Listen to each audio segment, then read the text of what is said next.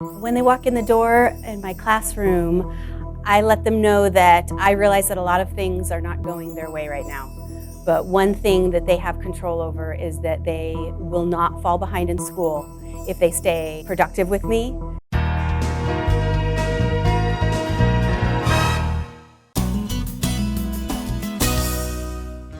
Cara Ayres is a school instructor with the Medford School District for students in a juvenile detention facility. She works with youth to build learning skills and keep up with their school credits. How do you keep the youth engaged and on track with earning credits? It can be a challenge sometimes, but when they walk in the door in my classroom, I let them know that I realize that a lot of things are not going their way right now.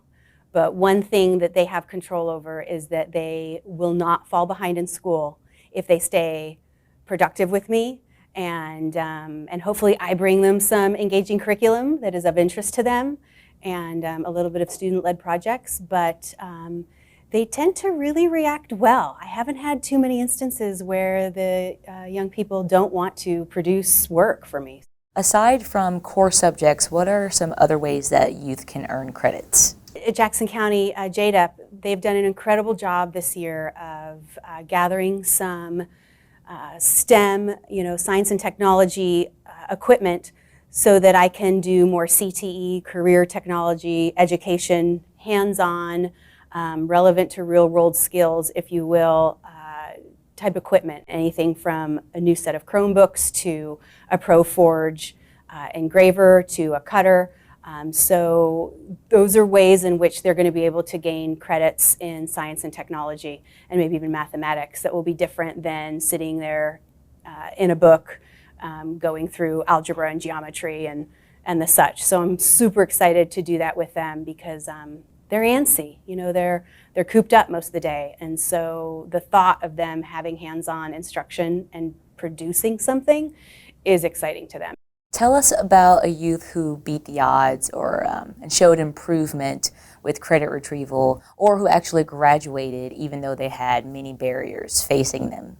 The first time a certain student was in my class, he was not easy to get engaged and to work on credits because he had bigger problems than school. He had told me that he had a girl pregnant back home and he needed to get out of here so that he could make money for all of his issues that he had back home. And I tried to tell him, you're the common denominator in your life, and if you want your child to have a father that has an education, you might want to think about what we're offering you here.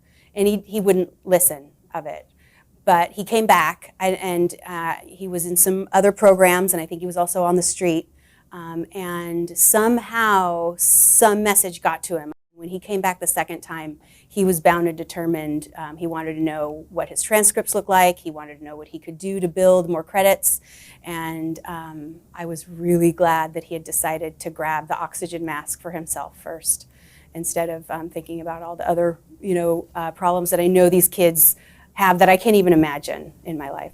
What are you hoping to gain from your experience?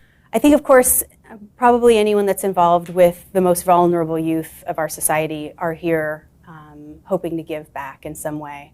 And I certainly am that. I am inspired to be here because my dad was a boy on the streets in New York. And so I always, he's an incredible human and one of the best people in my life. And so I know that every life has a huge potential, no matter where they came from. So it was initially to give back, but in all honesty, I'm in a point in my life where I'm continually inspired by them as well. And I go home realizing how many things I can do and how many resources and loved ones I have there for me. And it just has enriched my life greatly. But I think that happens a lot when people give, they tend to get back.